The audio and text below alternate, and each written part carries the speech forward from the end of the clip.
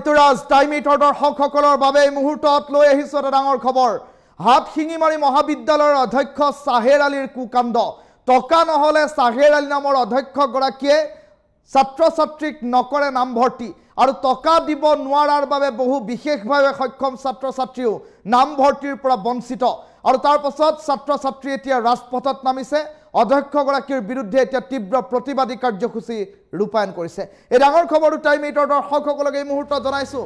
হাতশিঙিমাৰী মহাবিদ্যালয়ৰ অধ্যক্ষ সাহেৰ আলীৰ কুকাণ্ড।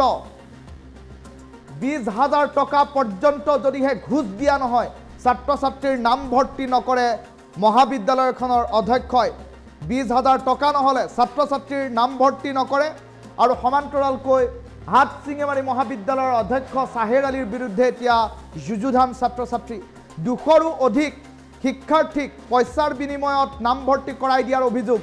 প্ৰত্যেক বছৰে এডমিশ্যনৰ নামত ছাত্ৰ ছাত্ৰীৰ পৰা এই ধন সংগ্ৰহ কৰি আহিছে সাহেৰ আলীয়ে আৰু টকা দিব নোৱাৰা শিক্ষাৰ্থী বঞ্চিত হৈছে শিক্ষাৰ পৰা। এটা ভয়ংকৰ কাণ্ড এইখন ৰাজ্যত সংঘটিত হৈছে। শাৰীৰিকভাৱে অক্ষম শিক্ষাৰ্থীৰ পৰাও ধন বিচৰাৰ অভিযোগ আৰু ধন দিব নোৱাৰা বহু ছাত্ৰ ছাত্ৰী শিক্ষাৰ পৰা বঞ্চিত হোৱাৰ অভিযোগ। অধ্যক্ষ সাহেৰ আলীৰ বিৰুদ্ধে মহাবিদ্যালয়ৰ ছাত্ৰ ছাত্ৰী ওলাই আহিল ৰাজপথলৈ। ধনৰ বিনিময়ত নামভৰ্তিকৰণ প্ৰক্ৰিয়া বন্ধ কৰাৰ দাবীত প্ৰতিবাদী ছাত্ৰ ছাত্ৰীয়ে এক প্ৰকাৰ হুংকাৰ দিয়া পৰিলক্ষিত হ'ল। এক্সক্লুচিভ দৃশ্যাংশ টাইম ইটৰ দৰ্শকসকলক এই মুহূৰ্তত দেখুৱাইছোঁ। এইবাৰ ছাত্ৰ ছাত্ৰী নামিছে ৰাজপথত। হাতশিঙিমাৰী মহাবিদ্যালয়ৰ অধ্যক্ষৰ বিৰুদ্ধে এই প্ৰতিবাদী কাৰ্যসূচী ৰূপায়ণ কৰি সমগ্ৰ বিষয়টো প্ৰশাসনৰ দৃষ্টিগোচৰ কৰিবলৈ ছাত্ৰ ছাত্ৰী ৰাজপথত নামিছে। হাতশিঙিমাৰী মহাবিদ্যালয়ৰ অধ্যক্ষৰ বিৰুদ্ধে যুযুধান ৰূপ ধাৰণ কৰিছে এতিয়া ছাত্ৰ ছাত্ৰীসকলে। হাতশিঙিমাৰী মহাবিদ্যালয়ৰ ছাত্ৰ একতা সভাৰ নেতৃত্বত এতিয়া শ শ ছাত্ৰ ছাত্ৰী ৰাজপথত নামিছে, প্ৰতিবাদমুখৰ পৰিস্থিতিৰ সৃষ্টি কৰিছে। এটা ডাঙৰ খবৰ এই মুহূৰ্তত টাইম ইটৰ দৰ্শকসকলক জনাইছোঁ। হাতশিঙিমাৰী মহাবিদ্যালয়ৰ অধ্যক্ষ ডক্টৰ সাহেৰ আলীৰ বিৰুদ্ধে এতিয়া এই অভিযোগ উত্থাপন কৰাৰ পাছত পৰিস্থিতি হৈ পৰিছে উত্তপ্ত। ধনৰ বিনিময়ত শিক্ষাৰ্থীৰ নামভৰ্তিকৰণ বন্ধ কৰক বুলি উল্লেখ কৰিছে। প্ৰায় 200তকৈ অধিক ছাত্ৰ ছাত্ৰীক ধন লৈ ঘুষ লৈ এইগৰাকী সাহেৰ আলীয়ে নামভৰ্তি কৰাই দিয়াৰ অভিযোগ। বিশেষভাৱে সক্ষম ছাত্ৰ ছাত্ৰীয়ে বঞ্চিত কৰাৰ অভিযোগ উত্থাপন হৈছে। বিশেষভাৱে সক্ষম ছাত্ৰ ছাত্ৰীয়ে টকা দিব নোৱাৰাৰ বাবে শিক্ষাৰ পৰা বঞ্চিত হৈছে হাতশিঙিমাৰীত। আৰু হাতশিঙিমাৰী মহাবিদ্যালয়ৰ ছাত্ৰ একতা সভাৰ নেতৃত্বত শ শ ছাত্ৰ ছাত্ৰী ওলাই আহিল। জিলা আয়ুক্তৰ কাৰ্যালয় ঘেৰাও কৰি এই প্ৰতিবাদী কাৰ্যসূচী ৰূপায়ণ কৰা দেখিবলৈ পোৱা গ'ল। 20,000 টকা পৰ্যন্ত যদিহে ঘুষ দিয়া নহয় তেনেহ'লে হাতশিঙিমাৰী মহাবিদ্যালয়ৰ অধ্যক্ষই ছাত্ৰ ছাত্ৰীৰ নামভৰ্তি নকৰায়। এই কথা ইতিমধ্যে সুস্পষ্টকৈ উল্লেখ কৰি প্ৰতিবাদী কাৰ্যসূচী ৰূপায়ণ কৰিছে এইসকল ছাত্ৰ ছাত্ৰীয়ে। বিক্ষোভ প্ৰদৰ্শন কৰিছে এক প্ৰকাৰ আৰু মহাবিদ্যালয়ৰ নামভৰ্তিকৰণত অনিয়ম কৰাৰ অভিযোগ উত্থাপন হৈছে এতিয়া অধ্যক্ষগৰাকীৰ বিৰুদ্ধে। আৰু 200তকৈ অধিক ছাত্ৰ ছাত্ৰীক এতিয়া নামভৰ্তিৰ নামত কাৰোবাৰ পৰা যদি 15,000 কাৰোবাৰ পৰা সংগ্ৰহ কৰিছে 20,000। এই অনিয়ম বন্ধ কৰক এনেধৰণৰ কেতবোৰ দাবী উত্থাপন কৰি বিক্ষোভ প্ৰদৰ্শন কৰিছে। আৰু সমান্তৰালকৈ মেধাৱী শিক্ষাৰ্থীসকলে নামভৰ্তিকৰণৰ পৰা বঞ্চিত হৈছে টকা দিব নোৱাৰাৰ বাবে। এই কথাও ইতিমধ্যে সুস্পষ্টকৈ উল্লেখ কৰিছে হাতশিঙিমাৰী মহাবিদ্যালয়ৰ ছাত্ৰ একতা সভাৰ নেতৃত্বত ওলোৱা এই প্ৰতিবাদী গোষ্ঠীটোৱে। আৰু য'ত দেখিবলৈ পোৱা গৈছে জিলা আয়ুক্তৰ কাৰ্যালয়ৰ সন্মুখত এতিয়া দক্ষিণ শালমাৰা মানকাছৰত এক প্ৰকাৰ উত্তপ্ত পৰিৱেশে বিৰাজ কৰাৰ বাতৰি আহি পৰিছে। ধনৰ বিনিময়ত অধ্যক্ষগৰাকীয়ে 200তকৈ অধিক ছাত্ৰ ছাত্ৰীক নামভৰ্তি কৰাই দিয়াৰ অভিযোগ উত্থাপন হৈছে। তেনে পৰিপ্ৰেক্ষিতত ৰাজ্যৰ শিক্ষা বিভাগত চলিছে কি তাক লৈ উত্থাপন হৈছে প্ৰশ্ন।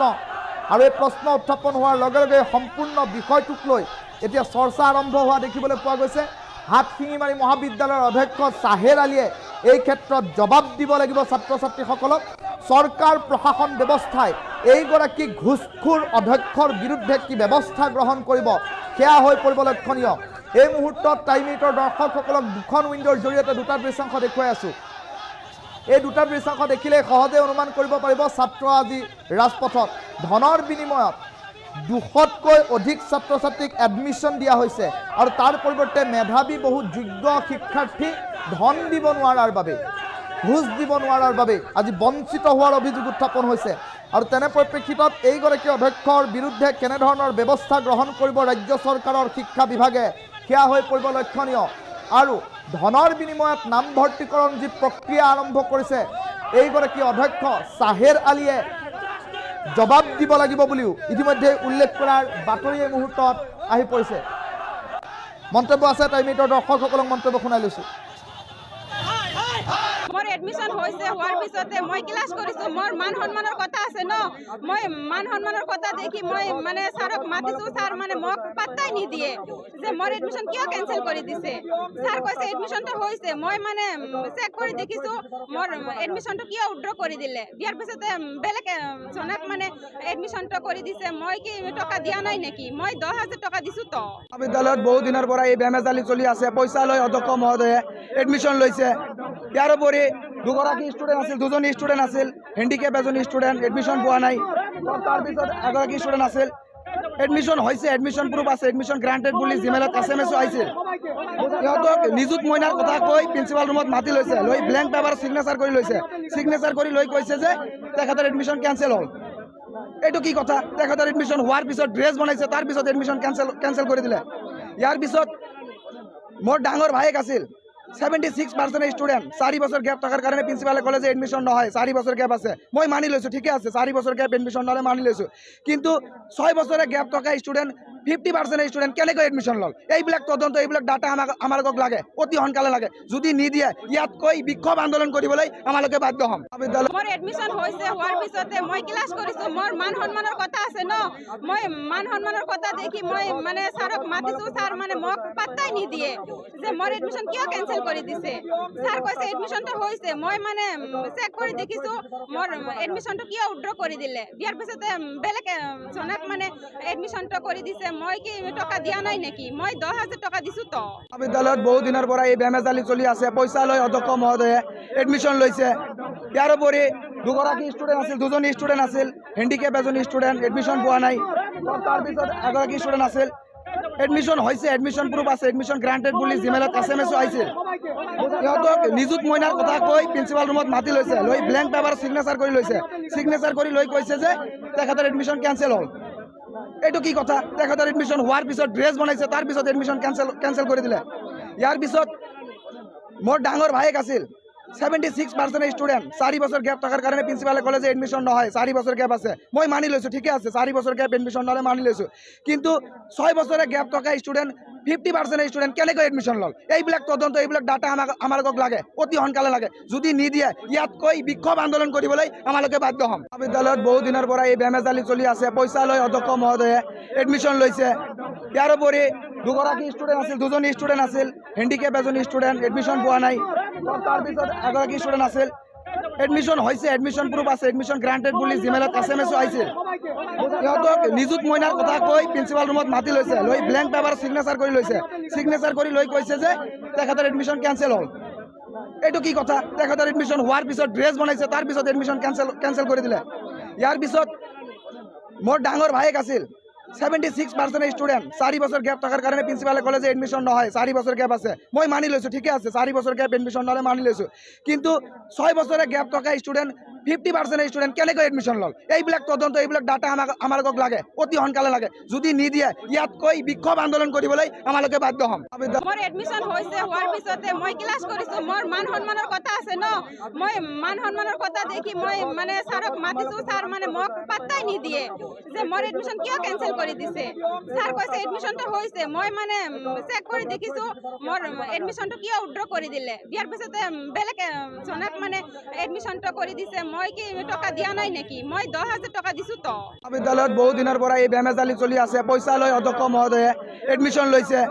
ইয়াৰ উপৰি দুগৰাকী ষ্টুডেণ্ট আছিল, দুজনী ষ্টুডেণ্ট আছিল, হেণ্ডিকেপ এজনী ষ্টুডেণ্ট এডমিশন পোৱা নাই।